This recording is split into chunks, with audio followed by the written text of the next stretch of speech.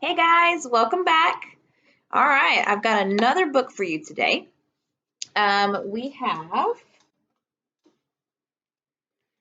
Marching with Aunt Susan. This is by Claire Rudolph Murphy, and the illustrations are by Stacy Skute. So this book, Marching with Aunt Susan, I want you to take a look at the illustration that wraps around the front and the back covers. What do you notice? And what is the setting of this story? Okay. The main character of this story is a girl named Bessie. Based on the title and the illustration that you see here, what do you think is going to happen? I'll show that to you one more time. What do you think is going to happen in this story? Make a quick prediction and let's see if you're right. All right, so let's see. We're going to find out if you are correct or not. There's some newspaper clippings right here. All right, Marching with Aunt Susan, Susan B. Anthony and the Fight for Women's Suffrage. And then this banner right here, it says, failure is impossible. Votes for women. So seems like they're going to be wanting to get some votes for something. Okay. Papa took my brothers hiking, but not me. Strenuous exercise is not for girls, Bessie, he told me. You're not strong enough, Annie said. It's not ladylike, Charlie added. I can ride my bike faster than anyone on the block, I told my brothers, even you.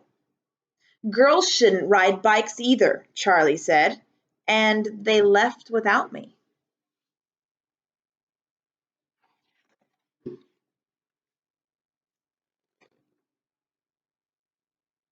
Inside, Mama bustled around preparing for a party. I'm strong enough to hike, I said. Papa wouldn't take me along just because I'm a girl. You can help me get ready for the suffrage tea, Mama said. Aunt Mary will be arriving soon with our guest of honor, Miss Susan B. Anthony. Suffrage? I'm the one who's suffering. I picked up the newspaper and stared at Miss Anthony's photo. She looks like a crabby old lady. A crabby old lady who has fought 50 years for women's rights, Mama said, even when people threw garbage at her and called her names. So the name Susan B. Anthony, it might be familiar to you. Have you heard that name before? Well, she was largely responsible for women being allowed to vote. So she is super, super important in history.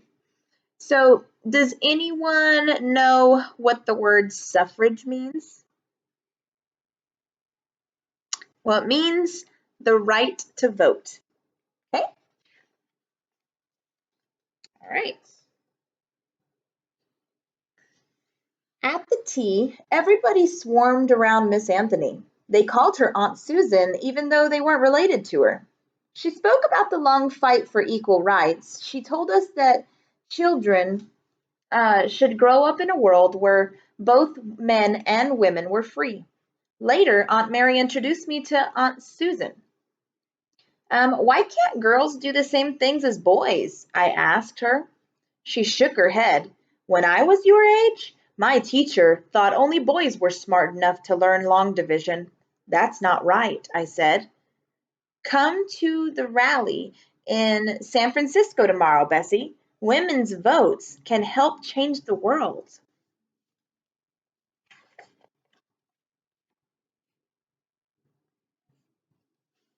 Golden Gate Auditorium was so crowded that I could barely breathe. Aunt Susan stood on the stage surrounded by hundreds of roses. Her voice thundered across the hall. The votes of all the people, including women with men, will surely bring about the wisest and best government the world has ever seen. I pulled a white handkerchief out of my purse and joined the sea of flags waving in the air. Bessie seems to have changed her mind about Aunt Susan, hasn't she? Did you notice how the author let us know this? How did she change her mind and why? Let's keep reading. The day after the rally, I rode my bicycle over to my best friend's Rita's house. You should have heard Aunt Bessie speak yesterday. I told her my papa says ladies shouldn't speak in public, Rita says. Aunt Susan says that girls are just as smart as boys.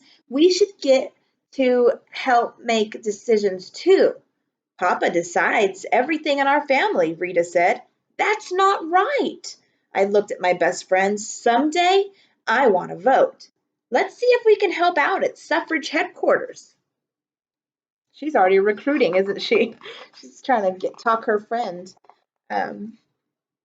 into going to help out. All through the summer, Rita and I wrote letters, licked envelopes, and painted posters. As we worked, we listened to women talk. Men decide everything. They even decide if we should get to vote. Men decide how the children are raised. Men decide how the household money is spent. I don't understand, I said to Rita. I get to spend my allowance any way I want, and Mama makes decisions about lots of our purchases. Not at our house, Rita shook her head. Papa keeps track of every penny.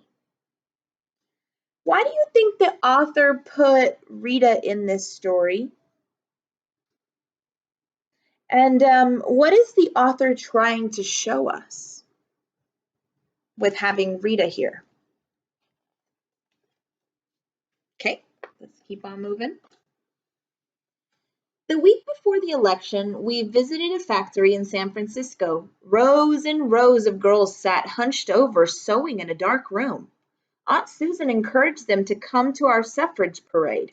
Afterward, a girl walked up. Me and my sister did some extra sewing to help the campaign.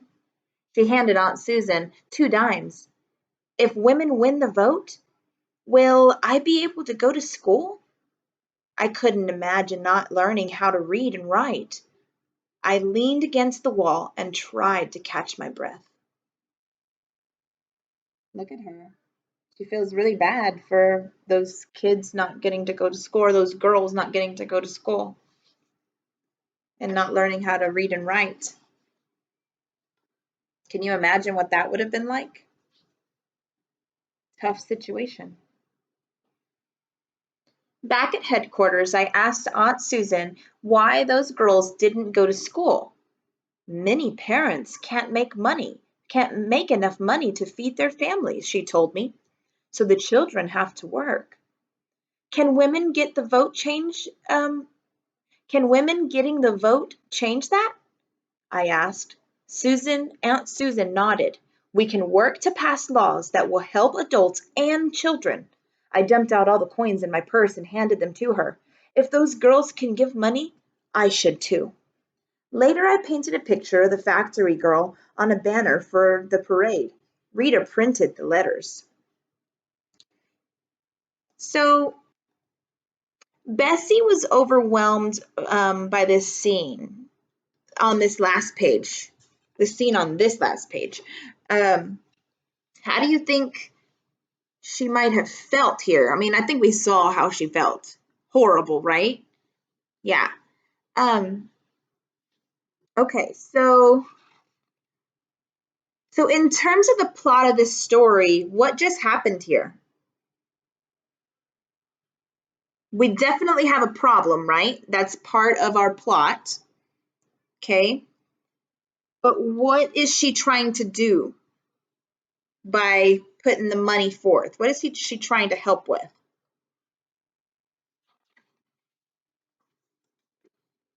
Okay, let's move on.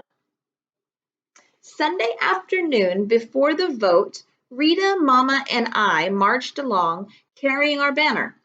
The crowd cheered as we sang new lyrics to My Country 'Tis of Thee. Our country, now from thee, claim we our liberty in freedom's name, guarding home's altar fires, daughters of patriot sires.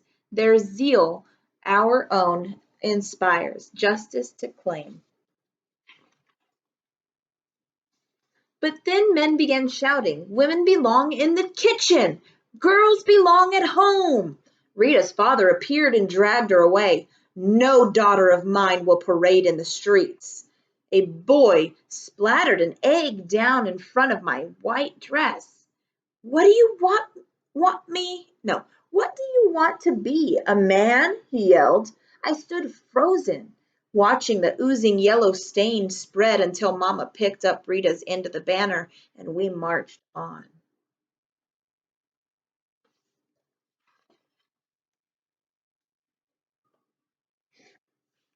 When he heard what had happened, Papa bought me a new white dress. If only it was that easy to win the election. Monday after school, Mama and I stood at the ferry launch and held up a new sign. Remember your daughters. Vote yes on referendum number 6. I couldn't tell if I got more pats on the head or grumbles from the men walking by. But Mama said, it only matters how they vote tomorrow. So, can you guess what the outcome of the vote will be based on what's happening so far? Think about the clues that the author gives us. Okay, make a quick prediction of what you think is going to be the outcome.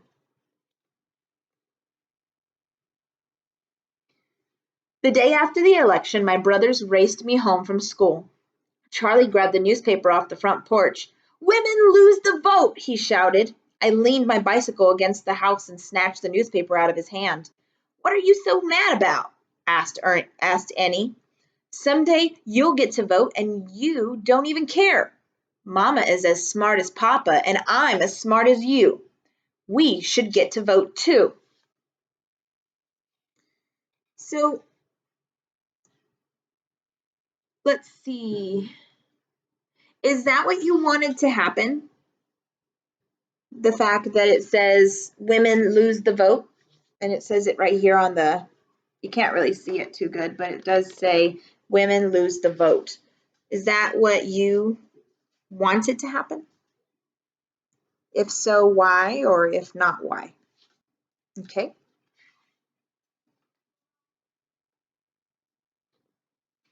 Mama came out and picked up my bicycle. Aunt Susan says that a bicycle gives a woman freedom. Teach me how to ride, Bessie. It's hard to do, I said, sitting down on the steps. When you first tried to ride, you kept falling and scraping your knees, she reminded me. But you didn't give up. Finally, I showed her what to do. How to mount the bicycle, balance, pedal, and drag her feet to stop. When Papa arrived home, Mama was wobbling up and down the street. I'm sorry about the election, Bessie, he said. Girls should be allowed to do the same things as boys, Papa. Why don't we go hiking this Saturday? He asked. Thanks, Papa, I said, grabbing his hand. And Sunday there's a rally for the next suffrage campaign. Come march with Mama and me. When Bessie's mother says, but you didn't give up about riding a bike, what is she really saying to her daughter in that moment? Be sure you think about the whole story and what's happening here. What message was her mom trying to teach her in kind of like comparison to what they're dealing with women's suffrage? All right, so that is the ending of our story. There's kind of a illustration of her and Papa walking there. There's an informational page here. about suffrage history, and some other tidbits about or other books. This is a list of other books that she has that Susan B. Anthony has been in. All right, you guys. So that is the end of Marching with Aunt Susan.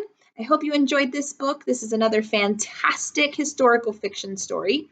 And keep in mind what the author's purpose was. Why did our author choose to write about Miss Susan B. Anthony? And what message can we learn from her? Remember, we are focusing on exploring our rights and citizenship. So, what could you learn from this today?